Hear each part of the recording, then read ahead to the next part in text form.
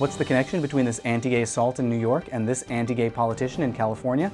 We'll take a closer look at both this week and analyze some new ads that are airing in Oregon. There's been significant movement around the country on civil unions, and Montana Republicans are backing a bill that would send any gay couple to prison for up to 10 years. All that plus an interview with Levi Soloway, the attorney at the center of efforts to protect binational couples from forced deportation. I'm Matt Baum from Stop8.org, and welcome to This Week in Prop 8 for April 4th, 2011. This is surveillance footage of two men assaulting Damien Furch on March 27th in New York. This assault was accompanied by anti-gay epithets and left Damien with 2 black eyes, a broken nose, and stitches. So what does this have to do with Senator Bob Huff, a Republican representing California's 29th district? Well, just a few days before Damien's assault, the California Senate Education Committee heard testimony on SB 48. Senate Bill 48 corrects the straightwashing of California curriculum, which currently requires that students learn about the cultural and historic contributions of every group except LGBTs. It's important that we end our exclusion for a lot of reasons, but the most urgent is that we know that learning about LGBT figures in schools reduces anti-LGBT harassment. A recent California study shows that harassment more than doubles from 11% to 24% when schools fail to include LGBT curriculum. SB 48 protects children and stops gay bashing, but Republicans like Bob Huff are cynically using it for ideological pandering. Listen to how he describes a bill that would save kids' lives.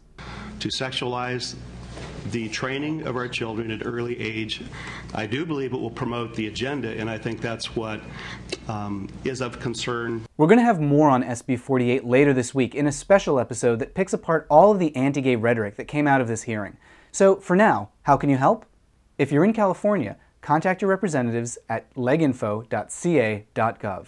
The Senate Judiciary Committee is expected to hear the bill very soon. And no matter where you are, you can help put copies of the new It Gets Better book into schools around the country. All it takes is a $25 donation. Visit bit.ly/IGBdonate to help put this book where it's needed most, in the hands of vulnerable, isolated youth who are suffering in districts like Bob Huff's. Turning to marriage news, it's been a busy week across the country, with good news in Oregon, Illinois, Iowa, Delaware, Washington, and Rhode Island, and bad news in Colorado, Montana, and Indiana.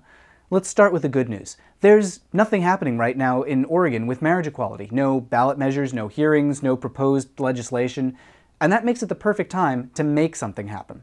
Basic Rights Oregon has just started airing TV commercials that feature gay couples and allies talking about their lives and the challenges that they face because they can't get married.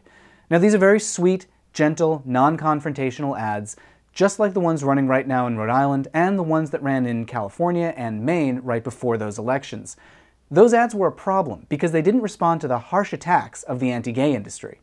But the situation in Oregon is different. Because they're between elections, they probably won't have to respond to any attack ads. So this is a chance to talk about our families on our own terms. That might work, but any advances that we make would be undone if Basic Rights Oregon isn't prepared to respond to harsh attack ads that will eventually come. Also this week, an attempt to put marriage discrimination into the Illinois Constitution was effectively ended when it was sent to a subcommittee. The anti-gay bill isn't getting out of there anytime soon because that particular subcommittee doesn't have any members. And that's how democracy works in Illinois. A similar amendment also died in Iowa this week. It never really had a shot because Senate Majority Leader Mike Gronstal said that he'd block it. But it didn't make a Friday cutoff, so it's done for 2011. Delaware's playing catch-up with the civil unions bill. It passed the Senate subcommittee this week and now goes to the full floor for debate. Meanwhile, a special new domestic partner bill passed the Washington State Senate 29-19 this week and heads to the governor. Washington already has domestic partnerships, but this bill would allow the state to recognize marriages from out of state. So if you're vacationing in Seattle with your husband and he gets sick, you don't have to worry about the hospital shutting you out. This patchwork state-by-state approach will have to continue until we are able to overturn the Federal Defense of Marriage Act. Until then, gay couples will have to cope with wildly different laws depending on what state they're from and what state they're in.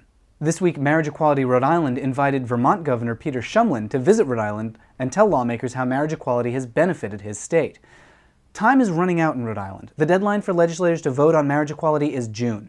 So if you're in Rhode Island, contact your legislators today by going to sos.ri.gov/VIC. Even though the marriage equality bill is supported by the public, by the governor, and by a lot of legislators, they still haven't scheduled a vote. Now some bad news.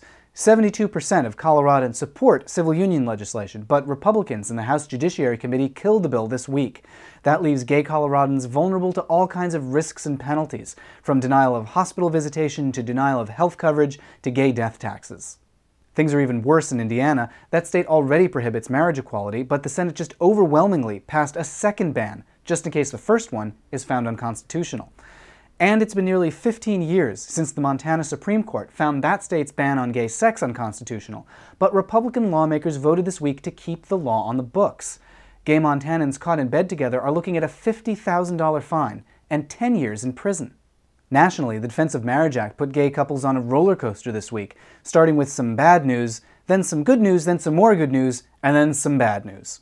It's complicated, but Levi Soloway, the lawyer at the center of the legal turmoil, is joining us to explain what's going on. So we're talking again with Levi Soloway, founder of Immigration Equality and Stop the Deportations. It's been kind of a roller coaster ride for gay couples. At the end of last week, we thought that there had been a precedent set in the way that binational couples cases were going to be adjudicated. But then this week there were a bunch of ups and downs as conflicting messages came out. So Levi, what are gay couples, what have they been through in just the last week or two? Well, you're right that last week we had a big success in immigration court for one lesbian couple who won a reprieve of their deportation based on their marriage.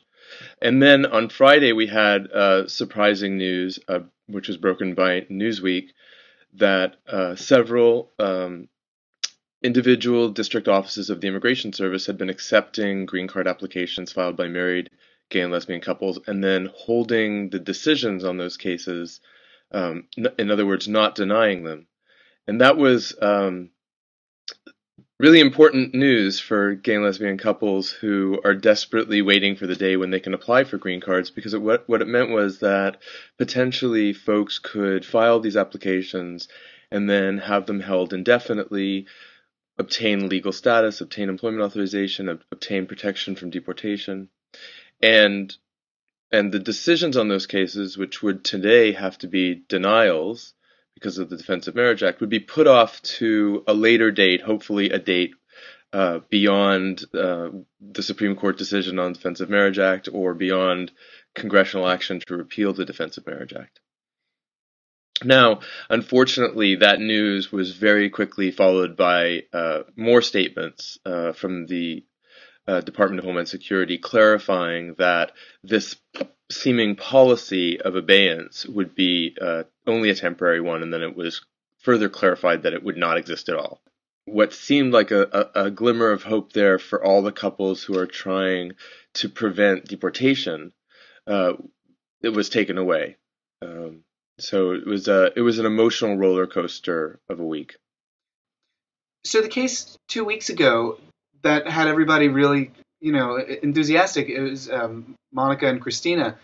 The result there was that their case was held in abeyance.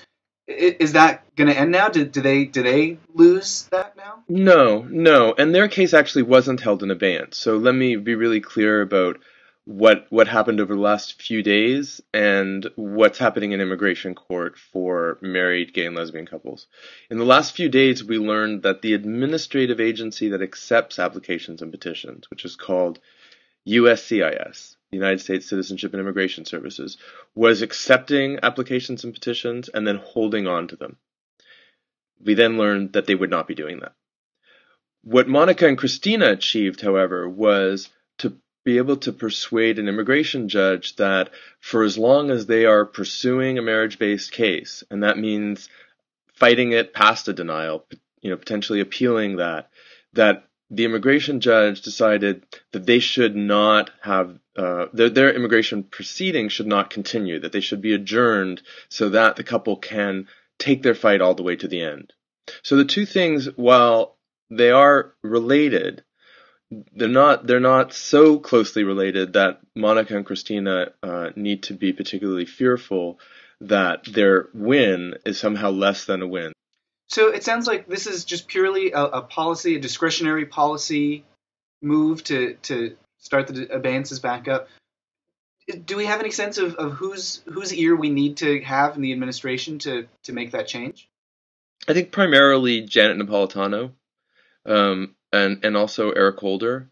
And ultimately, if neither of those two cabinet secretaries, feel that both the legal and the political terrain, which is tough, admittedly, if neither of them feel that legal or political terrain is something that they can overcome in the near future for us, then we need to bring the attention to this issue directly to the White House. And what's at stake here, let's be really clear, is gay and lesbian couples who are lawfully married are being torn apart every day by deportation, by separation, by forced expatriation of American citizens with their spouses because of the lack of recognition of their marriages.